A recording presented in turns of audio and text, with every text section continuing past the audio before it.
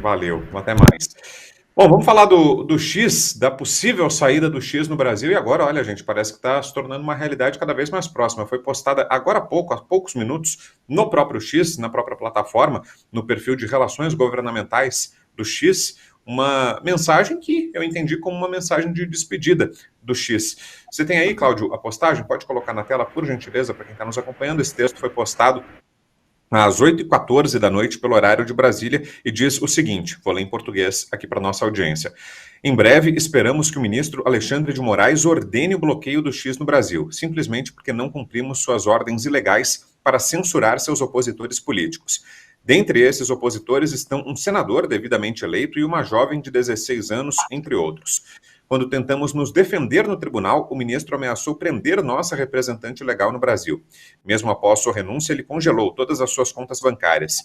Nossas contestações contra suas ações manifestamente ilegais foram rejeitadas ou ignoradas. Os colegas do ministro Alexandre de Moraes no Supremo Tribunal Federal estão ou impossibilitados de ou não querem enfrentá-lo. Nós não estamos absolutamente insistindo que outros países tenham as mesmas leis de liberdade de expressão dos Estados Unidos. A questão fundamental em jogo aqui é que o ministro Alexandre de Moraes exige que violemos as próprias leis do Brasil. Simplesmente não faremos isso.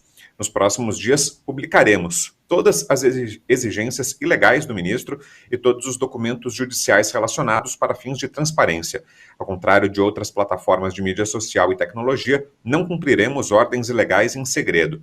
Aos nossos usuários no Brasil e ao redor do mundo, o X continua comprometido em proteger sua liberdade de expressão. Texto postado no perfil de Relações Governamentais Global do X. Começar contigo, Serrão, queria te ouvir sobre isso, sobre essa agora iminente saída do X do Brasil e até o impacto econômico que isso pode ter. Afinal de contas, se trata de uma decisão do judiciário brasileiro sem base legal, desarrazoada, longe de qualquer limite razoável, limite legal, atacando uma multinacional, né? E isso, imagino, se transforma num ambiente de absoluta insegurança jurídica até para outros investidores que venham a pensar em investir por aqui, né, Serrão?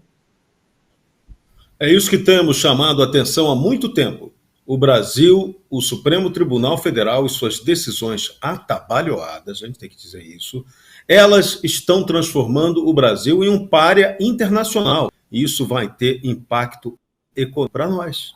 Nossa economia já está patinando, já está com poucas possibilidades de crescimento, comércio travadão, e a gente ainda vê essa descolaboração por parte do sistema judiciário, aí é o caos completo. O X, ele é lamentável. Primeiro, fez-se uma intimação judicial por meio de rede social. A lei não permite isso. A intimação foi dirigida contra o Elon Musk, quando na verdade tinha que ser para CEO do X. O Elon Musk não é o CEO da companhia.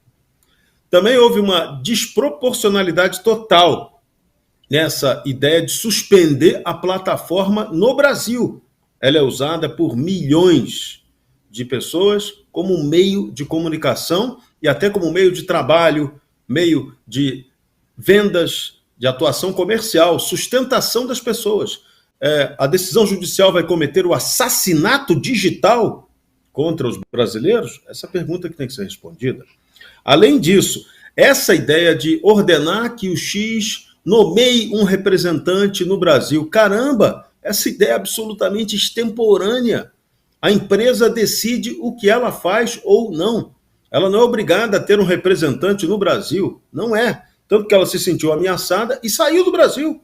Abertamente comunicou isso.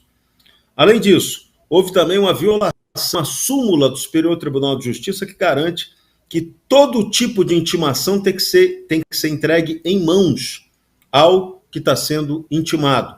E, no caso, houve foi assim surreal. A intimação ocorreu utilizando-se a própria plataforma X para intimá-la.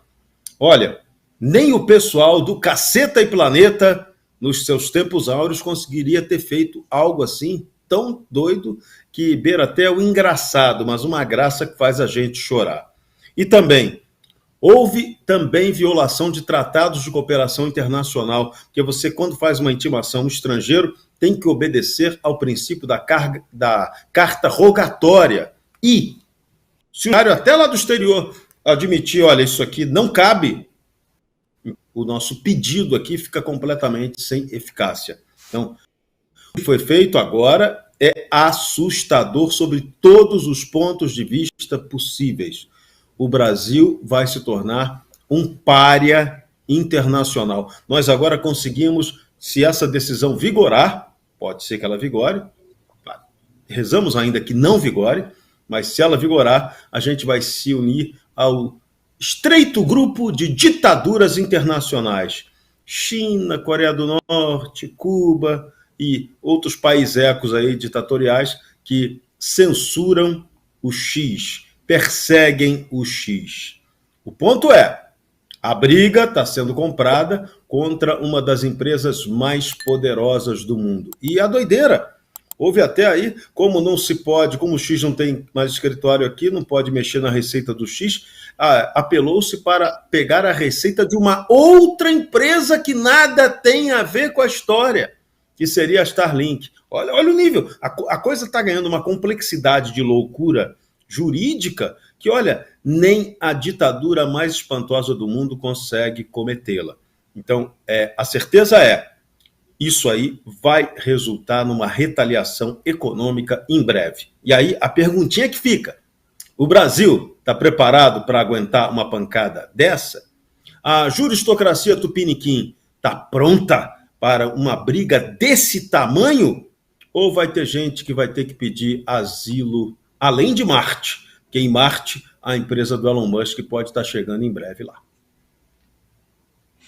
Ô Dantas, e para além disso, uma outra pergunta, vai ficar por isso mesmo, com algo tão grave como o Serrão narrou tão bem agora, com tanta propriedade, que afeta não só, né, o grupo político que é alvo direto das decisões do ministro, mas afeta como um todo, financeiramente, economicamente, a sociedade brasileira. Será que isso vai passar batido como mais uma das tantas decisões arbitrárias que vieram recentemente do Supremo Tribunal Federal, ou você espera algum tipo de reação? A pergunta é reação de quem, né, Brown? O Serrão citou aí a SpaceX, né? Eu até fiz uma piada no X ali, talvez uma das últimas, né? Dizendo que o próximo passo do Moraes é proibir as viagens a Marte. Olha, a gente precisa só o sarcasmo, a ironia para nos apoiar num momento desse, porque como nós estamos verificando, são decisões que elas beiram a loucura, né? Elas são arbitrárias, elas são ilegais, elas são inconstitucionais e elas beiram a loucura, é uma egotrip. O Moraes está vivendo a sua egotrip, usando toda a máquina judicial nesta sua egotrip, nesta sanha, né, de enfrentamento a esse bilionário, né? Um homem, aliás, é um dos homens vivos, mais bem-sucedidos do ponto de vista empresarial e também de inovação tecnológica, um dos homens que mais contribui hoje com o desenvolvimento tecnológico da humanidade, vem sendo tratado como um garoto, né, como um moleque mimado. A gente chega até a perceber que essa narrativa, né, que esse pensamento que está incutido ali na mente do Moraes, ele é repassado, né, para a imprensa colaboradora, né, essa imprensa da SECOM, esses jornalistas que não têm vergonha alguma na cara, né, eles se despem completamente de qualquer ética jornalística, de qualquer moral civilizatória, e eles embarcam numa narrativa que ela também beira o ridículo, né? Eu vi ali aquela jornalista da Globo News, Andréa Sadi, indo ao Trump, ao Elon Musk, perdão, como alguém que é isso, é um garoto, né? Então fala, turma, ele está ali, ele está protegido porque a turma dele vai ajudá-lo, vai apoiá-lo, não sei o que. De que a gente está falando? Numa boa, sério. Isso é uma jornalista num veículo, que é o maior veículo hoje aí dessa imprensa tradicional, né, com um alcance enorme, né, na sociedade, não tanto quanto aqui o Braddock, mas que avança numa opinião pública, mas com uma narrativa distorcida, com uma análise infantil. É infantil. Parece que nós estamos lidando com com adolescentes, né, com gente com a caneta na mão, né, com o microfone na mão, pessoas que não têm responsabilidade, pessoas que não têm amplitude de pensamento, pessoas que não têm escala moral, pessoas que não têm espinha dorsal, pessoas que não parecem que estão descoladas da realidade. Elas vivem realmente num mundo paralelo em que só pode existir o seu pensamento hegemônico, ele deve prevalecer sobre qualquer outro. Só podem existir aquelas plataformas que são as colaboracionistas, né, dentro de um regime ditatorial, assim como os veículos de comunicação só podem aqueles que são também os colaboracionistas. A gente vê o que acontece com os... A gente já viu, a história da humanidade demonstra, nos ensina, né, qual é o fim dessa gente, qual é o fim dos colaboracionistas, né, de regimes antidemocráticos, de regimes de força. A gente sabe, porque a democracia vai vencer. Na verdade, hoje, até mais cedo no meu programa, estava entrevistando um amigo, já com mais de 60 anos de janela de política no Brasil, e ele falou, Cláudio, pode não parecer, mas o Moraes já perdeu. Ele já perdeu essa briga. Ainda, claro, ainda vai ser dolorido. A gente ainda vai viver vai viver e vai ver, vai testemunhar muito arbítrio. Muita gente ainda vai ser presa de forma injusta, muita gente ainda vai sofrer com isso. Mas o Moraes já perdeu. Ele perdeu no âmbito da história brasileira, ele é um derrotado. E eu concordo 100%. Né? Nós estamos realmente diante de alguém que não tem futuro. Né? Não há futuro para essas decisões. Não há futuro para esse regime. Eu lamento muito. Hoje, mais cedo, mandei um áudio para o Barroso, né? Inclusive ressaltando, né? Tentando aí demonstrar que nós que estamos aqui, que falamos com o povo, né? Com a população, com a ponta, tentando mostrar para eles que vivem dentro de uma bolha que, olha, vocês estão endereçando esse debate para o pior caminho possível, né? Porque é o caminho que leva à degradação das instituições, à degradação do próprio regime democrático. O que vocês estão fazendo é antidemocrático. Eu estou vendo jornalista, estou vendo gente, intelectuais de esquerda, né? Esses novos de esquerda, tentando defender de alguma maneira o Moraes, mas é impossível. Eu até me surpreendi com o Breno Altman, viu, Serrão, que foi no Twitter dizer que era uma absurda a decisão do Moraes. O Breno Altman, que é um homem de esquerda, um cara ali, amigo inclusive do Dirceu, do Zé Dirceu, tem opiniões bem contrárias às minhas, é um cara que defende alguns regimes ditatoriais, mas nesse caso ele foi muito claro, ele falou, olha, isso aí é um absurdo, essa decisão é absurda. O Serrão já colocou todos os problemas legais, né, constitucionais envolvendo essa decisão, mas eu acho que o maior problema de todos é o da sanidade. Nós estamos diante de decisões que já não estão no campo da sanidade. E isso é muito preocupante. Por quê? Porque o Moraes está arrastando todos os demais ministros com ele. Quando o Barroso, quando o Carmen Lúcia, quando o Fux, quando o André Mendonça, quando o Cássio, quando o Dias Toffoli, quando todos eles silenciam diante desse arbítrio, diante desses absurdos, dessa insanidade, eles estão atestando. Né? Então, vamos dizer assim, estão corroborando essas decisões. Então, infelizmente, olha, eu, sinceramente, eu duvido muito que a gente consiga sair, né, dessa situação em breve. Né? Eu lamento muito pelo país, e é isso, o Brown, eu acho que o impacto político e econômico é brutal. O próprio Elon Musk, só para finalizar, acabou de publicar também, de tuitar avisando os demais investidores estrangeiros que evitem o Brasil, porque o Brasil não é uma democracia. Vamos falar sobre as eleições aqui em São Paulo e uma reviravolta que tivemos, né, no caso da briga de Pablo Marçal com a família Bolsonaro.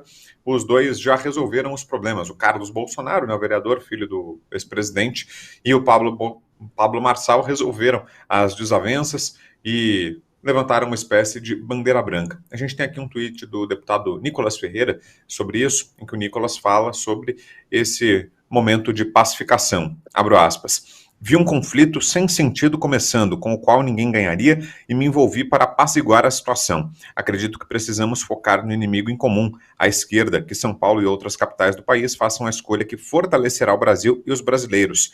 Seguimos. A gente tratou desse caso ontem aqui no programa, né? Pablo Marçal participou de um podcast e disse que já se entendeu com Carlos Bolsonaro, que por meio de uma conversa telefônica que foi intermediada pelo Nicolas, entrou em contato com o Carlos também fez uma postagem ali, baixando um pouco os ânimos e aparentemente está encerrada essa treta que deu o que falar. Vamos lá, Coronel, queria ouvi-lo sobre esse episódio todo e agora sobre esse desfecho intermediado pelo deputado Nicolas.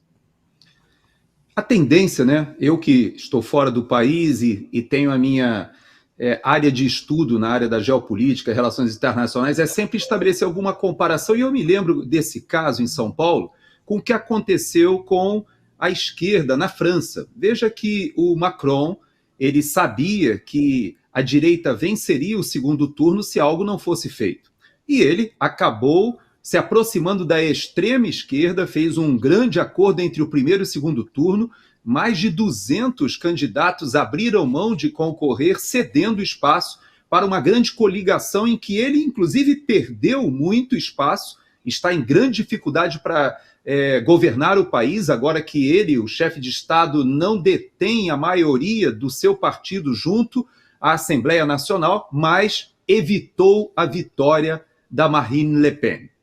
A mesma coisa está acontecendo em São Paulo e, de certa maneira, Vitor e Jorge Serrão, eu acredito, de fato, que o Brasil está aprendendo e, particularmente, a direita. Nós temos um sistema com muitos partidos, mas pouca ideologia. Então, nós estamos aprendendo a conviver dentro desse pragmatismo eleitoral. Então, em São Paulo, eu creio que esse esforço que o Nicolas fez e do próprio Carlos Bolsonaro cedendo, se aproximando, porque há, de fato, um inimigo, um adversário em comum e que precisa ser batido. Todos identificam que a extrema esquerda ou a esquerda retornando à capital, e já esteve, inclusive, no comando da capital algumas vezes na história, e o paulistano deve ter chegado às suas conclusões, mas precisa haver uma convergência de esforços. Não podemos esquecer que no modelo brasileiro nós teremos segundo turno, como aconteceu na França. Então significa o seguinte, que não se podem queimar pontes que serão necessárias logo ali na frente. Eu acho esse esforço muito bem-vindo, viu, Vitor? Eu creio que cada um tem o direito de escolher os seus melhores candidatos no primeiro turno, mas será muito importante o segundo turno caso ele ocorra. E para isso, não podemos ter desavenças ou dissociações e devemos, pelo menos, aprender com um pouco mais de maturidade que nós temos concorrentes e não adversários no mesmo espectro político. Espero que a gente amadureça com todo esse processo. Boa, e aproveito para lembrar que estamos também na televisão, hein? Uma saudação especial para quem está assistindo a gente na TVD News, que é o canal 581 da Parabólica. Serrão, e quem é o grande prejudicado com esse acerto? É o prefeito Ricardo Nunes, que tenta a reeleição, a candidatura dele sai enfraquecida a partir dessas pazes firmadas entre o Pablo Marçal e a família Bolsonaro, Serrão? Aguardar para ver. Provavelmente sim. Agora, o jovem deputado Nicolas Ferreira, ele deu um show de sabedoria. Primeiro, ele disse rotundo a proposta indecente que foi feita para ele pela Procuradoria-Geral da República, com a intermediação do Supremo Tribunal Federal, para que ele aceitasse uma transação penal, porque ele chamou o presidente ladrão num evento e queriam processá-lo por isso. Vamos lá, o artigo 53 da Constituição não permite que o deputado seja processado. Então, Nicolas agiu em nada de transação, nada de ceder à censura. O sistema estava querendo armar para cima dele, para quê? Para flexibilizar a imunidade parlamentar, a exemplo do que o Congresso Nacional Brasileiro covardemente deixou acontecer em Daniel Silveira. Então, Nicolas, 1-0 para você, parabéns. 2-0, golaço, foi essa intermediação para evitar essa briga esdrúxula e desnecessária entre o Pablo Marçal e o Carlos Bolsonaro. Então, foi brilhante a atuação dele, chamou a atenção, usou o espírito de liderança que ele tem para fazer a coisa certa. Esse é o ótimo exemplo a ser seguido. Um deputado jovem, um cara que está demonstrando capacidade de tolerância, de sabedoria, equilíbrio. A gente nunca precisou tanto de equilíbrio política quanto agora. O momento agora não permite que nós façamos porra louquice. O momento exige calma, paciência. O sistema de poder no Brasil está aloprado, está querendo arrebentar com todo mundo. E se você entrar no jogo do sistema, você entra pelo cano. Então, como bem lembrou meu companheiro Gerson Gomes, não cabe você agora promover autodestruição, automutilação, briga interna, fogo amigo, num momento em que o inimigo nunca esteve tão forte para arrebentar com aqueles que querem um Brasil correto, um Brasil pela liberdade, um Brasil pelo respeito ao Estado de Direito. Então é hora de união, é hora de inteligência, hora de tolerância e hora de estratégia. Porque quem não tiver estratégia não só não ganha eleição, não, perde tudo.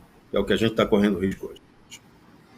Bom, e deixa eu dar as boas-vindas também ao Cláudio Dantas, que vai estar hoje com a gente também aqui na bancada, participando aqui do Bradock Show. Em primeiro lugar, bem-vindo, Dantas. Boa noite. A gente está falando aqui nessa parte inicial do programa sobre a trégua aí na briga do Pablo Marçal com a família Bolsonaro, dessa sinalização de paz entre ele e especificamente o vereador Carlos Bolsonaro e dessa postura que foi feita pelo deputado Nicolas Ferreira. Queria a sua análise também sobre esse caso. Dantas, boa noite. Boa noite, Brau. Boa noite, Serrão. Boa noite, Capitão. Boa noite aí a toda a nossa audiência. Parabéns pela audiência, Brau. Olha, esse tema ele é bem interessante porque até semanas atrás, quando se falava em unir essa direita, né, a gente tomava porrada. Diziam que não era possível. E isso é do processo político. Né? O Serrão falou muito bem ali.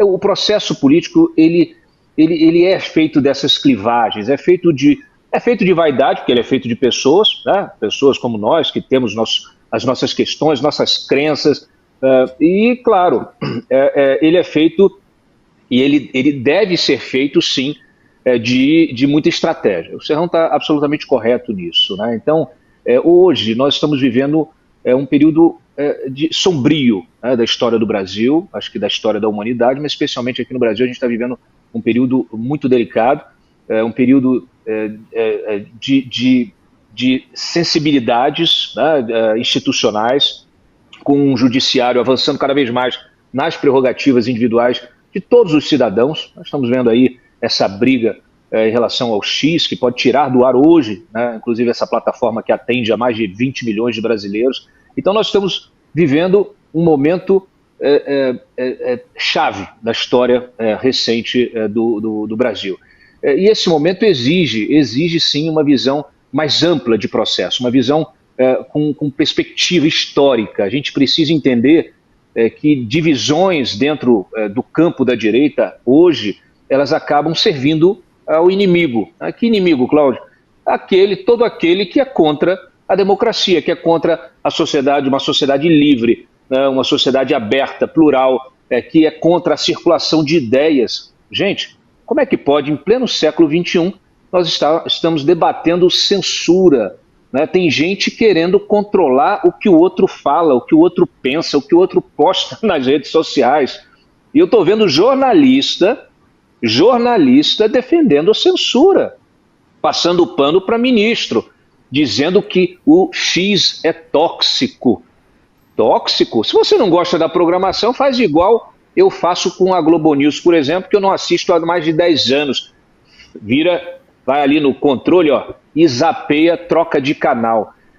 Quem está no X está porque quer. Se não gosta da plataforma, sai fora. Né? Então, eu acho que dentro dessa discussão, né, do Carlos Bolsonaro com o Marçal, claro que tem um pouco de ciúme aí, tem um pouco de vaidade, de briga por espaço. Né? O Marçal aproveitou, e a gente sabe que na política não tem vácuo de poder, né? O Marçal aproveitou o fato do Bolsonaro estar com um perfil mais baixo em função de todos os processos que ele tem pendentes no Supremo, está mais, vamos dizer assim, mais amarrado na história da campanha em São Paulo, e aí o Marçal espertamente aproveitou isso. Ele tem uma visão estratégica, ele tem um faro, né, para bons negócios, e a política é e ele entrou nisso, entrou de forma... Numa ligação aqui.